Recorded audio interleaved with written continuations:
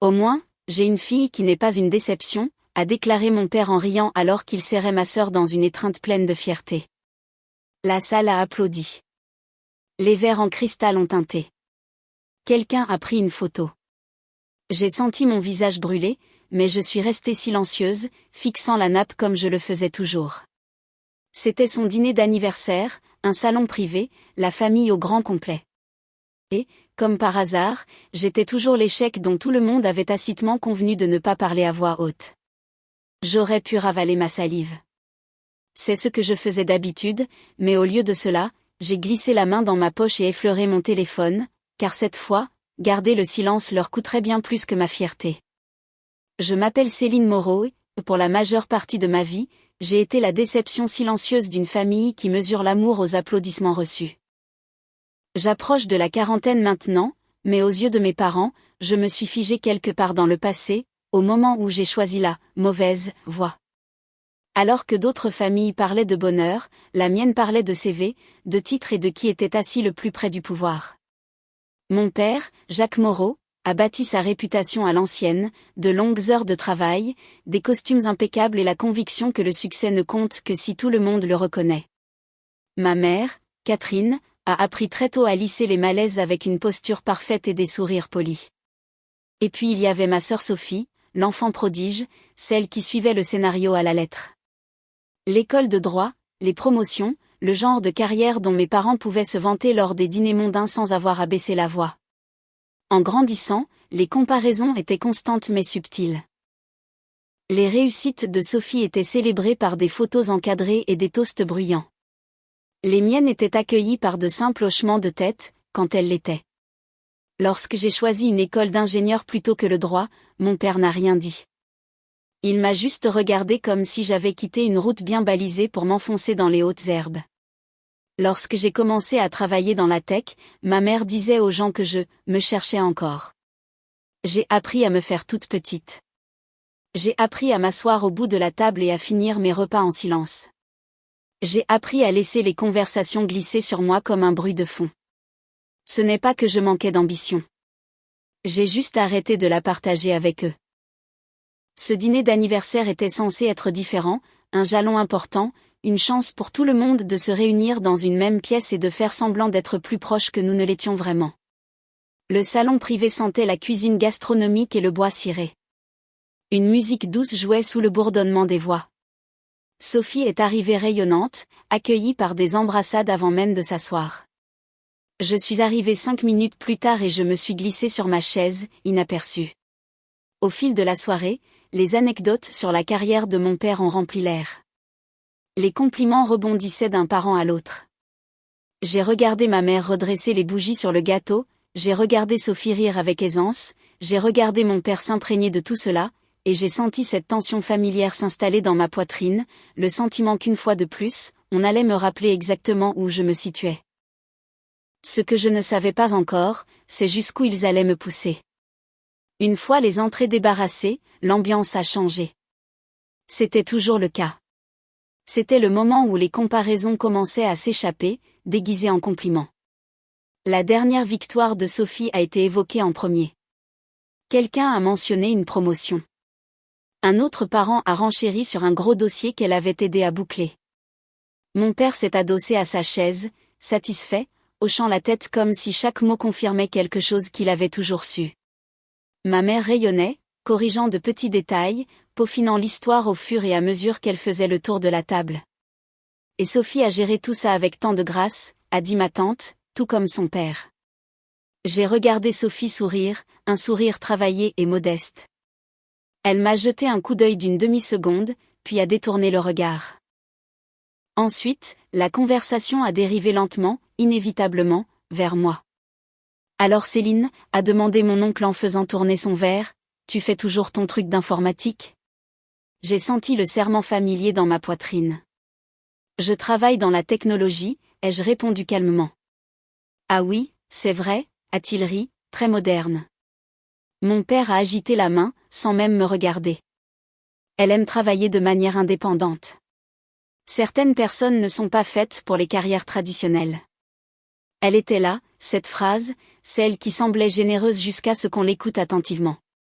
indépendante, comme si c'était un lot de consolation. Quelqu'un d'autre a demandé si je louais toujours ce petit bureau dans le centre. Un autre s'est demandé si j'avais déjà pensé à changer de voie avant qu'il ne soit trop tard. Ma mère a essayé d'adoucir les choses, leur disant que j'étais créative et que je suivais mon propre rythme. Je pouvais entendre l'excuse sous ces mots. J'ai pris une gorgée d'eau et j'ai fixé la condensation qui glissait le long du verre. Je n'ai pas argumenté. Je ne les ai pas corrigées. J'avais appris que les explications ne faisaient qu'aggraver les choses. Dans cette famille, le succès ne comptait que s'il semblait familier. Alors que les louanges pour Sophie devenaient plus fortes, des souvenirs que j'avais gardés enfouis ont commencé à remonter. La fois où un partenaire potentiel s'est retiré après une conversation discrète avec mon père. Le contrat qui s'est envolé après que Sophie eut mentionné avec désinvolture que mon travail était encore expérimental. La façon dont les portes semblaient se fermer juste au moment où je les atteignais. À l'époque, je m'étais dit que c'était une coïncidence. Un mauvais timing, des erreurs de jeunesse. Assise là maintenant, écoutant mon père parler d'héritage et de réputation, j'ai réalisé que ce n'était pas du tout une coïncidence. C'était de la protection, mais pas pour moi. Ils protégeaient l'image, leur image, même si cela signifiait saboter discrètement tout ce qui ne cadrait pas avec elle. La pièce semblait rétrécir à chaque minute qui passait. Les rires semblaient plus tranchants. Mon nom est revenu sur le tapis, cette fois avec un soupir. Tu avais tous les avantages, a dit mon père, se tournant enfin pour me regarder. De grandes écoles, du soutien. Et pourtant. Il n'a pas fini sa phrase. Il n'avait pas besoin de le faire. J'ai senti quelque chose bouger en moi. Pas exactement de la colère, quelque chose de plus froid, de plus clair, le genre de calme qui vient juste avant qu'on arrête de demander la permission. Pour la première fois de la soirée, j'ai croisé son regard. Et c'est là qu'il s'est penché en avant et a posé la question qu'il gardait pour la fin, celle destinée à me remettre à ma place. Qu'est-ce qui a cloché chez toi, à ton avis ? La question a flotté dans l'air comme de la fumée. Qu'est-ce qui a cloché chez toi ? Pendant une seconde, je n'ai plus rien entendu d'autre. Le bourdonnement de la salle s'est estompé. Le cliquetis des couverts s'est arrêté. Tout ce que je pouvais ressentir, c'était le poids de toutes les fois où j'avais essayé de m'expliquer et où j'avais été accueilli par ce même regard. De la confusion mêlée à de la déception, comme si j'avais échoué à un examen que tout le monde avait réussi sans étudier. J'ai ouvert la bouche. Puis je l'ai refermée parce que soudain, chaque réponse que j'avais répétée au fil des ans semblait inutile. J'aurais pu parler des nuits passées à dormir sur un canapé dans mon bureau, des week-ends passés à réécrire des systèmes entiers pendant que mes amis allaient à des mariages et des baptêmes. J'aurais pu lui parler des risques que j'avais pris, de la peur que je portais, de la façon dont j'avais continué, même quand personne n'applaudissait. Mais je savais comment cela serait reçu. Il entendrait des excuses. C'était toujours le cas. Ma mère a bougé sur sa chaise. Jacques, a-t-elle dit doucement, de la façon dont elle le faisait quand elle voulait la paix sans choisir de camp. Ce n'est peut-être pas le moment. C'est exactement le moment, a-t-il répondu, les yeux toujours fixés sur moi. Elle a besoin d'être honnête avec elle-même. Honnête. Le mot m'a presque fait rire. J'ai regardé autour de la table. Ma tante évitant mon regard. Mon oncle soudainement intéressé par son verre. Sophie fixant droit devant elle, les lèvres serrées, ne disant rien. Elle ne m'a pas défendu. Elle ne le faisait jamais. Elle n'avait pas à le faire.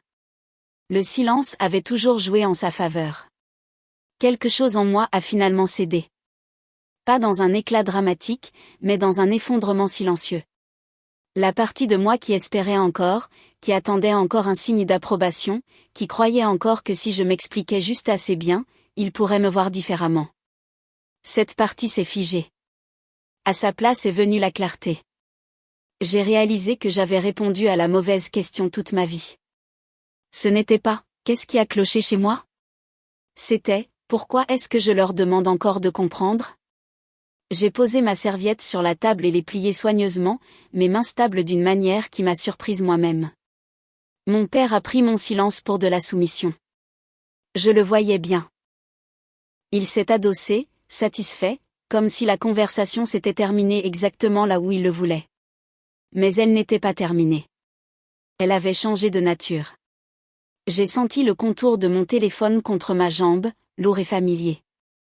Je l'avais porté à travers d'innombrables dîners comme celui-ci, à travers des vacances, des anniversaires et des réunions gênantes. Je n'avais jamais prévu de l'utiliser ici. Pas vraiment.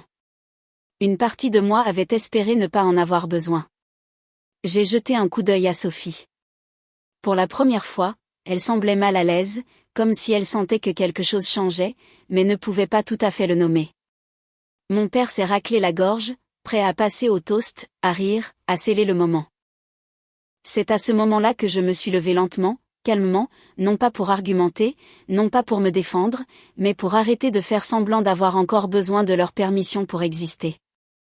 Lorsque je me suis levée, les pieds de la chaise ont grincé doucement contre le parquet.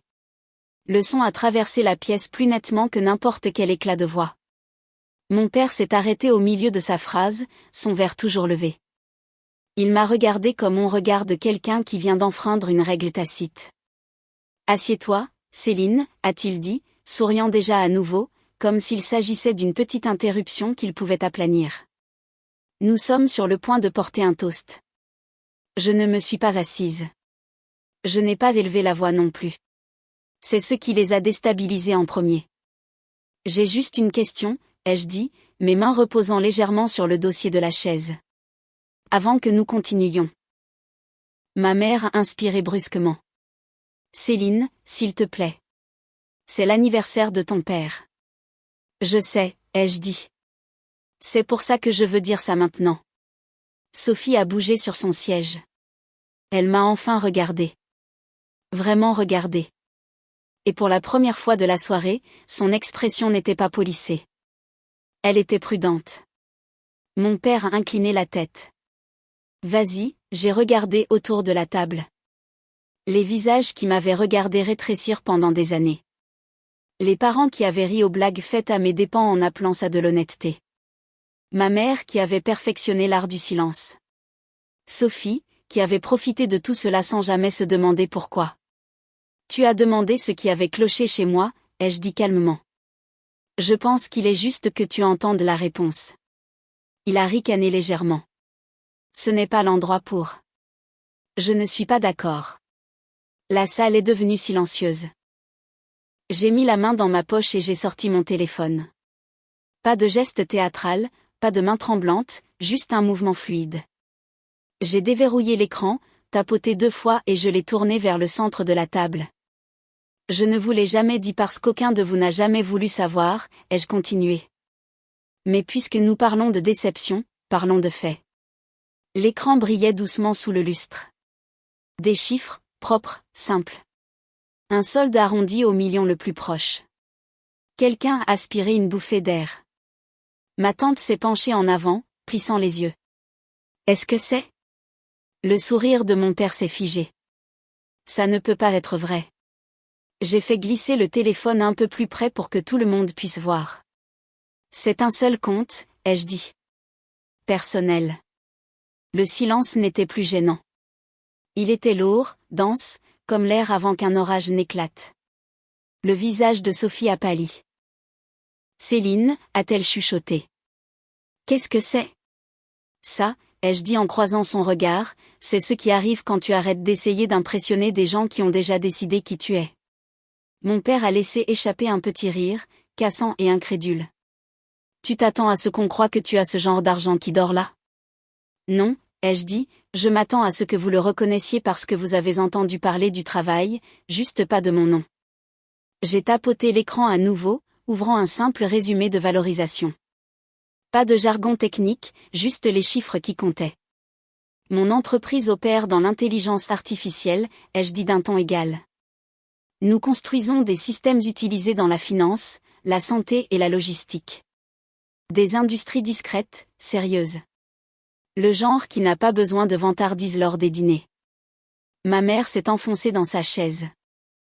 Sa main tremblait alors qu'elle tendait le bras vers son verre. Cette valorisation, ai-je continué, est de plusieurs milliards. Estimation conservatrice. Une fourchette est tombée bruyamment sur une assiette. Quelqu'un a murmuré, « Oh mon Dieu !» Sophie a secoué la tête, sortant déjà son téléphone, ses doigts bougeant trop vite. Ça n'a pas de sens. Si c'était vrai, nous l'aurions su. J'ai souri juste légèrement. Il aurait fallu que vous écoutiez. Mon père s'est levé brusquement, sa chaise basculant en arrière avant qu'il ne la rattrape.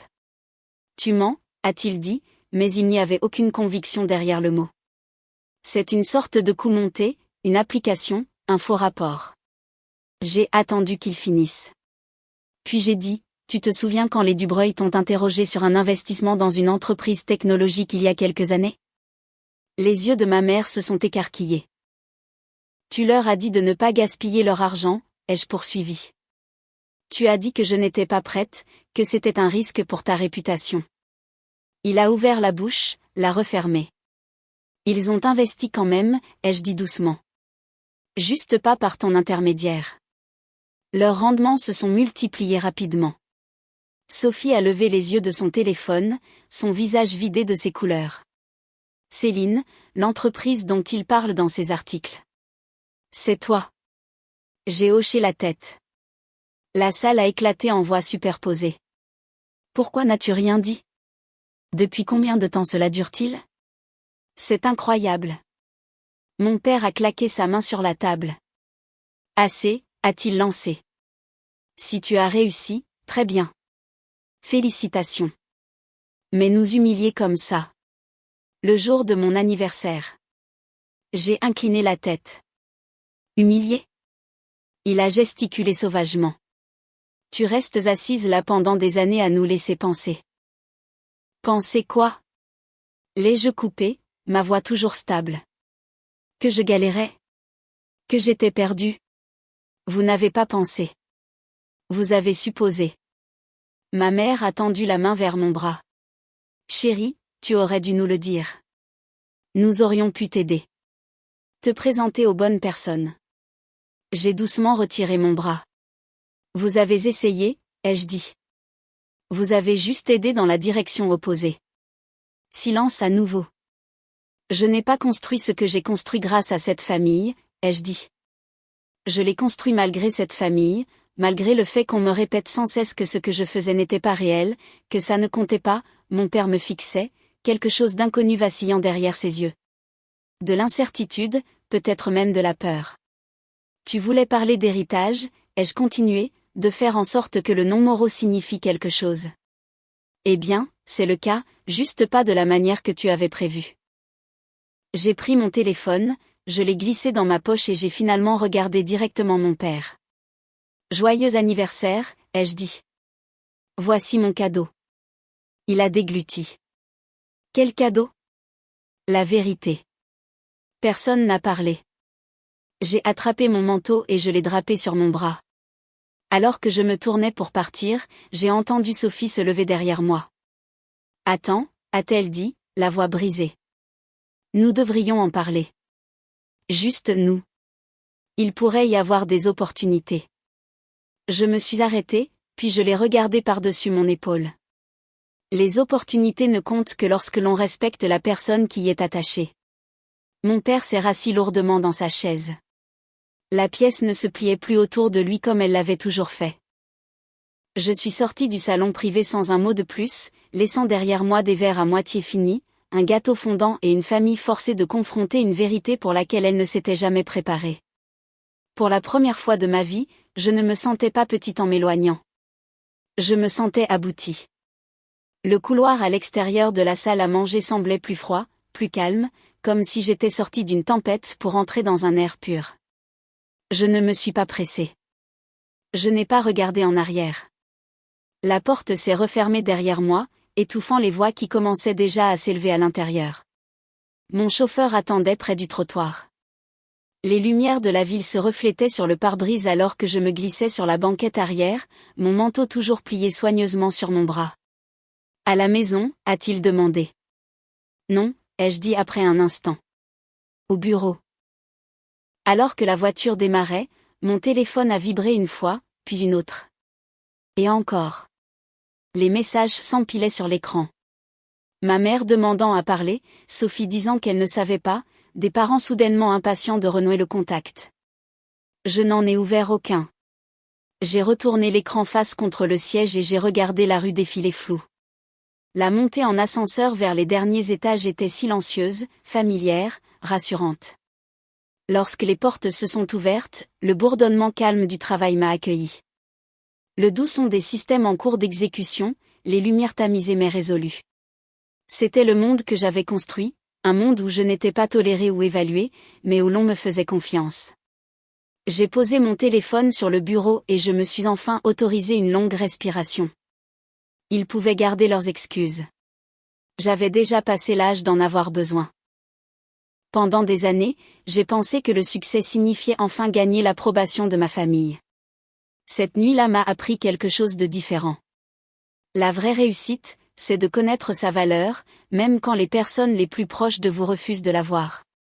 Si vous avez déjà été sous-estimé par votre propre famille, vous n'êtes pas seul.